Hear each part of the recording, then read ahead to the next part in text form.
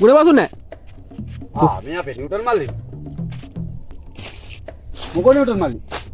මොකද මේ හදිස්සියෙන් හදිස්සියෙන් දුවන්නේ නැවුම් හැමදාම මේ වෙලාවටම. ඈ? නෑ නිව්ටන් මල්ලි. අපේ ගෑණි බත් කන්න බලාගෙන ඉන්නවනේ මං එනකන්. මං එනකන් ඒ ගෑණි බත් කටක් කන්නේ නෑනේ. ඒකයි මම මේ ඉක්මනට යන්නේ. ඒක තමයි තම හැමදාම මේ 11:00 12 ගෙදර දුවන්නේ නේ. අපෙත් ඒක තමයි ඉතින්. අපේ ගෑණිත් බත් කටක් කන්න යමන් නැතුව. ආයෙ වාටත් කියන්න. බඩගින්නේ කී හැර වෙනකන් ඉන්නවා.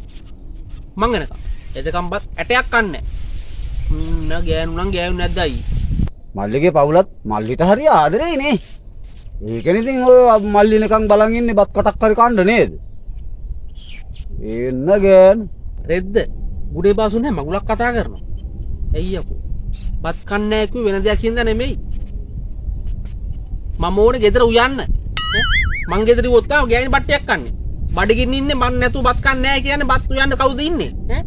ඒකයි මම මේ පාටලා ඉන්නේ. ඇයි බං උයනෝ උයන ඉවරයක් නෑනේ. අද යන්නේ නැහැ ගෙදර දැම්මම. ගියොත් එමෙ බත් කන්නෝ කි. ඈ? තූ නොදකින් නොදෝමකින්. යකෝ තෝටේ ගෑනිට ඔද්දබ්බතක් උයා ගන්න බෑ. ඈ? මේ මල්ලි මයියනවා යන්න. අර ගෑණි බලන් ඇති මං එනකම් බත් කන්න. ඔය ගෑණි බත් කේතේ උතත් මාව කනවා. මේ මයියනවා මල්ලි යන්න. මයියනවා හරි. වාසනාවන්ත පිරි. අපිට කොහෙන්ද? එහෙම ගේන්න. සුද්ද කීතර. ඔයලාට මං ඌට බොරුවක් කිව්වේ. ඌ දන්නේ නෑනේ ගෙදර මම උයන්නේ කියලා. ඈ? අර ගෑණි තාම නිදියති. ඔය මම මේ බැග් දෙකට ගිහලා උකත් උයා.